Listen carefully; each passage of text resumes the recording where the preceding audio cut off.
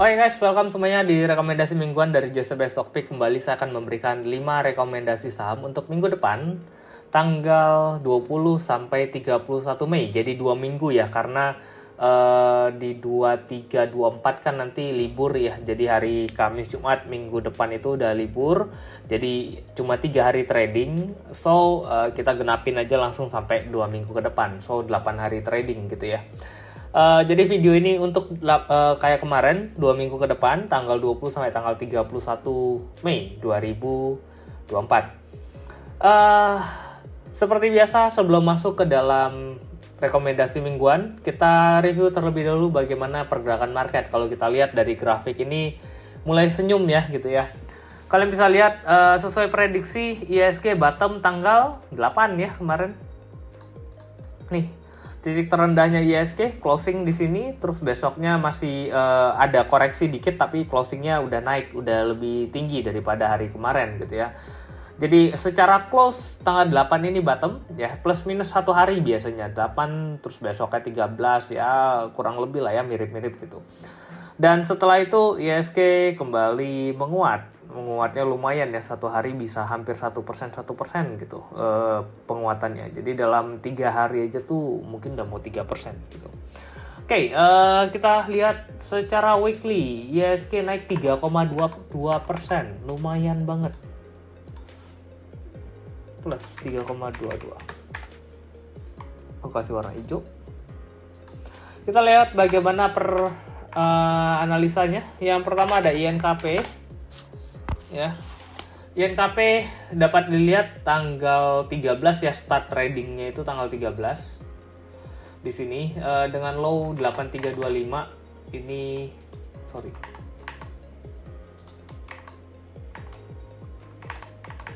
Ini tanggal 6 ya. Tanggal 6 itu ini weekly. Nah, di sini ya tanggal 6 low 9375, low-nya juga cuma sampai 9350 gitu. Jadi tidak koreksi terlalu banyak ya. Di sini koreksinya dikit doang di 9350, dan di sini kan entry-nya 9250. Jadi ya ini nggak masuk gitu ya. Terus habis itu dia naik terus sampai tertingginya hari Jumat itu di highest 9900, pas ya R2 9900. Jadi sebenarnya ini lumayan dapat cuannya gede gitu ya. Cuma ya karena nggak masuk ada entry, gue invalidin aja. Ya orang-orang tahu lah, gue di 9300-an di grup gue selalu bilang udah beli INKP, beli, apalagi kalau di bawah 9300 gitu ya. Dan akhirnya ya sekarang udah 9900, happy cuan. Next, yang kedua ada GCTL. Ini juga sama 1080 sampai 1130. Di sini terendahnya tanggal 6 itu kan sini ya, masih di atas gitu. Turun gitu. Sampai lowestnya itu 1105. Jadi masuk 1105 dan tidak pernah close di bawah 1070 di sini ya. Setelah itu ya mulai menguat nih hari Kamis, Jumat. Makanya gue bilang tunggu 2 minggu gitu ya. Karena ya ini koreksi dulu terus dia naik lagi ke atas gitu. Nah, dengan tertinggi R2 R1 1195 dan ini closing udah di atas 1195 gitu ya. Highest 1215. So, ini 1215 dengan R1 1195. Ini profit. Next, yang ketiga ada Tekim. Ini juga sama, tanggal 6 itu open langsung naik ya. So, open naik ke atas gitu, tapi sempat low 7850. Ya, ini nggak masuk. Entry-nya 7800 karena tak pikir di sini hampir mirip, terus ada koreksi dikit, ternyata open-nya udah lompat di atas terus habis itu terbang terus gitu ya. Ini juga sama Tekim INKP basic material, gue paling seneng dari kemarin-kemarin dan udah akhirnya masuk ke tabel. Ini sideways-nya akhirnya di break gitu ya. Ini naik terus ya, highest 8645 nih. Ya 8650 ya, dengan close 8550. Jadi ini udah lewatin R2-nya sebenarnya 2 minggu yang profit banget sebenarnya. Next, yang ketiga ada Tebik. Nah, Tebik nih yang jelek nih. Di sini area entry-nya 1880 sampai 1910 ya. 1880 itu sampai 1910 ini dapat gitu dengan highest-nya 1975 plus minus 1 tick, so ini udah masuk 1975. Ya lumayan profit. Next Telkom. Nah, Telkom tanggal 6 di sini ya. Low-nya ini sebelum adjust ya, sebelum bagi dividen. Jadi harganya memang kelihatannya beda. Nah, tanggal 6 itu di sini. Ya sama tanggal 6 langsung drop sampai 30.40. Ini area entry-nya dapat dan close 30.50 gitu. Jadi langsung sell ya, dan tapi dalam satu harinya naik sampai 3.200 tapi nggak sampai 3.260, jadi nggak kena R1-nya. So ini exit di 30.50. 30.50.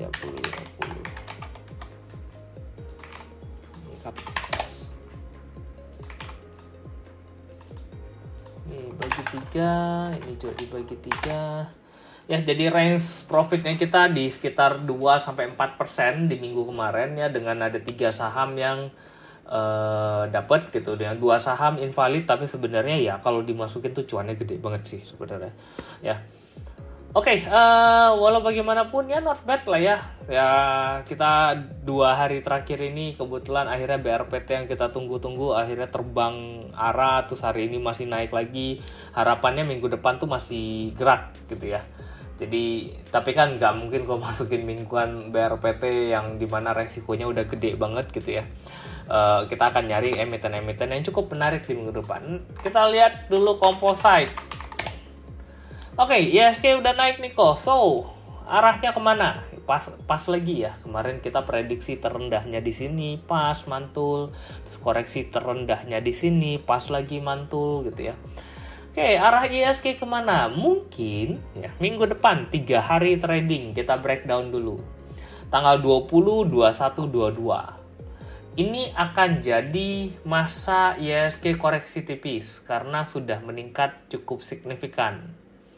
Tapi dikit doang, nggak bakalan lebih rendah. Dengan supportnya itu nanti ada di resistance yang di sini. Ini jadi supportnya nih, area 7.200-an. Mungkin Senin masih naik dulu, Selasa, Rabu itu bisa koreksi gitu ya. Jadi karena ya liburannya kan cukup panjang ya. Kamis, Jumatnya libur, Sabtu, Minggu, baru Seninnya trading lagi gitu. Tapi ya ini bottom tanggal 22 atau tanggal 27 ya. Jadi plus minus 1 hari, 22 apa 27 itu bottom. Habis itu IHSG akan naik lagi sampai ke akhir bulan. Nah, naik lagi sampai ke berapa? Mungkin ya nggak terlalu banyak lah, sampai ke resistance yang ada di sini dulu nih ngetesnya. Ini pergerakan IHSG nanti 2 minggu ke depan. Prediksiku bisa salah, bisa benar. Cuma ya kalau benar juga ya kebetulan aja ya, karena ya namanya juga analisa kan gitu. Cuma kalau kita perhatikan ini MACD-nya mulai menguat walaupun belum di atas 0 ya, makanya masih rawan ada koreksi. Stokastik udah birunya udah mencapai 80 tapi yang orange-nya masih di area 60, jadi masih ada chance untuk kembali penguatan gitu ya. Mungkin ya akan ada 1-2 hari koreksi dulu karena kan ini udah kenceng banget ya, 3% dalam 1 minggu gitu. Biasa ada koreksi dulu baru minggu depannya lagi harusnya mulai naik lagi. Kalian harus nonton market outlook-ku di 2024. Dari Januari sampai Mei itu masih on track. Dengan menonton itu, semoga kalian lebih yakin memegang saham-saham andalan kalian karena ya outlook-nya nanti sampai Desember itu kan kelihatan arahnya kemana buat IHSG gitu ya. Kalian bisa lihat dalam 1 bulan ada MMU, gue jelasin pergerakan IHSG kemana. Dalam mingguan itu ada rekomendasi mingguan gitu. Dalam tahunan itu ada market outlook 2024 gitu. Kemarin 2023 juga sama. So dari Januari sampai sekarang outlook bulanannya kita sama. Pergerakan IHSG masih cenderung mirip ya dengan prediksiku naik turunnya ya. Kalau angka ya mungkin beda lah gitu. Tapi bulan ini naik, bulan ini turun, bulan ini naik gitu. Nah di breakdown lagi di monthly market update. Tanggal segini gitu ya, terus di mingguannya lagi kita perbarui, jadi update-nya itu lengkap buat kalian. Makanya buat yang lupa nonton lagi market outlook karena harusnya ada hal yang cukup menarik di market outlook gitu ya. Oke, ini pergerakan IHSG di minggu depan. So Rekomendasinya gimana?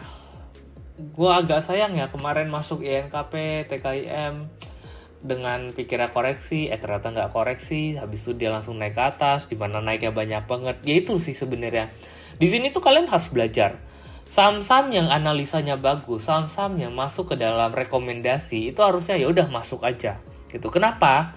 Karena chance untuk naik itu tinggi. Jadi gue analisa tujuannya buat naik, bukan buat turun. Kalau gue analisa buat turun, ngapain gue analisa gitu? Ya orang lain juga bisa suruh orang beli tapi harga sahamnya turun gitu ya. Jadi kalau kalian analisanya benar, ya ketika kalian suruh masuk ya sahamnya langsung naik ya apa yang terjadi dari kemarin-kemarin begitu ya. Gue pikir analisaku masih cukup jelek misalnya gitu ya. Bakal ada ngikut, IHSG koreksi sahamnya bisa turun gitu. Ternyata enggak, IHSG mau koreksi pun sahamku langsung naik kan, langsung terbang ke atas gitu. Jadi ya mungkin gue akan belajar dari sini, ya udah masuk ya masuk. Resikonya adalah gue cut loss atau gue cuannya luber gitu. Walaupun ya apa yang ada di mingguan itu udah lama sih sebenarnya gue rekomendasi. Anak-anak di grup kalian ngerti saham-saham yang gue masukin ke rekomendasi mingguan itu semua ada di tabel rekomendasi harian. Makanya gue encourage kalian buat kalian join ke rekomendasi harian gitu loh, supaya bisa dapat. Maka kalian join ke JUC Best Topic, kalian bisa dapat rekomendasi harian, kalian bisa dapat tabel untuk acuan mana saham-saham yang bagus, mana yang enggak. Karena tabel itu nanti acuannya ke mingguan gitu ya. Nanti mingguan acuannya kemana? Ke bulanan gitu. Oke, kita langsung masuk ke rekomendasi minggu depan. Yang pertama, Era Jaya masih sideways. Kalian bisa lihat di sini pergerakannya masih bolak-balik di sini. Ya, gue sih ngarepnya ini kayak BRPT ya. Kemarin di break sekali di sini, terus habis itu naik lagi ke atas. Di atas 400 sih sebenarnya cukup stabil ya. Sekali-sekali di bawah 400. Jadi gue bilang ketika Era itu di bawah 400 ya udah borong aja gitu. Ya. Dengan resistance-nya masih cenderung cukup sama. Ini gue hapus-hapus dulu biar nggak pusing ya. Nah, ini kalian bisa lihat sebenarnya support itu terendah ya di sini ya, 390 di sini, 388. Nah, 388 ini support terendahnya ya, tapi kan ya kok jauh banget kalau 408 ke 388 itu sekitar 5%-an gitu ya. Ya, gue juga nggak mau ngambil resiko kita masuk nunggu dulu koreksi di bawah, yang ada malah terbang ke atas. So, ada entry untuk Era di 400 sampai 408. Cut loss-nya yang kita tungguin sampai 386. Target pertama ambil terdekat 420 lah ya. Ya karena kan masuk di 408, TP1 420 itu juga lumayan. Ya, kalau dari sini ke 420 itu di sini dapat 2% ya. Ya udah 426 deh. TP1 di 426, TP2 di atasan dikit. Di sini ke 448. Oke, pas. Target kedua di 448. Next, yang kedua ada Excel. Ini baru bagi dividen, kemarin ngedropnya lumayan gitu ya. Nah, ini kan dividen ya, Camdet gitu. Camdet dividen di sini. Ini ex-date-nya makanya dia ngedrop, tapi kalau kita adjustment ya sebenarnya ya harganya nggak drop banget sebenarnya gitu ya. Oke, area ini hari Jumat sudah mulai ada pantulan dengan area support di sini masih cukup bagus ya, area supportnya dimana bisa nahanin harga Excel. Ini close di 2440, jadi kita masuk di 2400 sampai 2440. Cut loss 2370. TP1 kita ambil MA5 di sini 2520. TP2 di atasnya sini. Close 2610. Yang ketiga ada Pegas. Ini juga salah satu emiten yang menurutku cukup bagus. Kok Pegas ada isu korupsi? Yes, nggak ada masalah sebenarnya karena korupsi ya gini loh. Korupsi itu kan kalau ketahuan jelek, kalau nggak ketahuan pun jelek sebenarnya gitu. Jadi anggaplah ya nggak ketahuan, ya kita bisa konsumsi, laporan keuangan keluarnya segini, berarti benar nih gitu. Tapi kalau ada korupsi gitu ya, akhirnya oke, ini dibenerin nih gitu. Dimana korupsinya kalau bisa dihilangkan, ya berarti kan harusnya ada pendapatan lebih yang bisa masuk ke dalam laporan keuangan, dimana laporan keuangan nanti dapat uangnya tambah gede gitu. Karena korupsi aja bisa dapat uang gede, apalagi kalau nggak korupsi kan gitu. Jadi harusnya mudah-mudahan tahun ini labanya Pegas itu masih meningkat ya. Gue seneng juga Pegas gara-gara ya kemarin faktor force major sempat turun, tapi udah hilang kan sekarang berita force major ya. Udah lupa tuh orang-orang, oh Pegas ada force major ya gitu. Padahal ya ini salah satu saham yang masuk ke dalam road to 1 billion. Kita nampungin terus waktu turun, kita beli, akhirnya cuannya luber. Oke, untuk di minggu depan kelihatannya masih cukup menarik. Dengan support terdekat mungkin berada pada area sinilah ya, low-nya, close low. Nah, di sini 1480 ya, dengan closing sekarang 1515. So, area entry di 1480 sampai 1515, cut loss 1470. TP1 gua harus gambarin Fibo dulu. Low high. TP1 1530 terdekat 1590, TP2 di 1625. Next yang keempat ada NCKL. Ini ada isu mau right issue ya, dimana ini resistance-nya akhirnya sudah di break hari Jumat ya. Ini cukup kencang, volumenya gede, mudah-mudahan minggu depan masih lanjut ya. Ini bagus banget chartnya sebenarnya gitu. Gua seneng banget saham-saham begini, ini tegak banget, kenceng gitu ya. Senin NCKL, gue gambar dulu Fibonya dari low ke high ya di sini. Oke, ini udah break juga Fibonacci-nya. Ini close di 1035 ya. Area entry areanya 1000 sampai 1035. Cut loss di 970. TP1 1000 ke 1060 itu 6% ya. Ya kan harusnya. 1035. Oh, entry-nya 1035. Kalau 1060 itu terlalu dekat ya. 2%. Ambil yang atas dikit 1085. Ya, TP1 1085. TP2 1110. Jadi ya kalau dapat 1000 lah, dapat naik sampai 1085 ya lumayan banget ya, bisa dapat 88,5% gitu. Tapi ya let's say lu HK 1035 pun dapat 4%-an minimum ya, not bad lah dalam waktu 1 minggu. Next yang terakhir MNCN. Ini juga cukup bagus ya, grafiknya oke.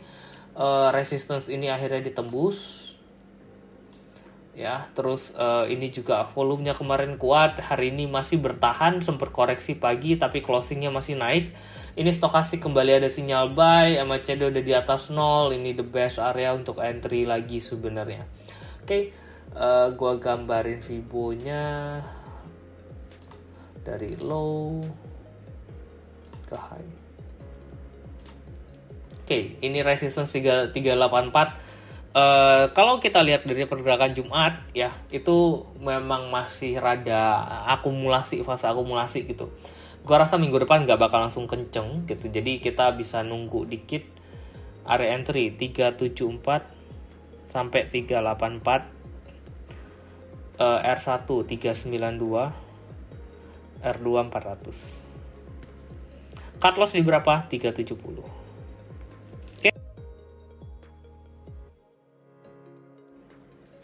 Sekian rekomendasi gue di minggu depan. Semoga 2 minggu ke depan memberikan kita cuan yang cukup gede ya. Mudah-mudahan koreksi ISG itu tidak terjadi di minggu depan tanggal 20 sampai 23. Mudah-mudahan kalaupun koreksi nggak terlalu dalam, jadi saham-saham yang kita rekomendasikan ya at least masih bertahan atau cenderung naik lah gitu ya. Oke. Thank you semuanya udah nontonin video ini sampai akhir. Sampai jumpa di minggu depan dan semoga cuan.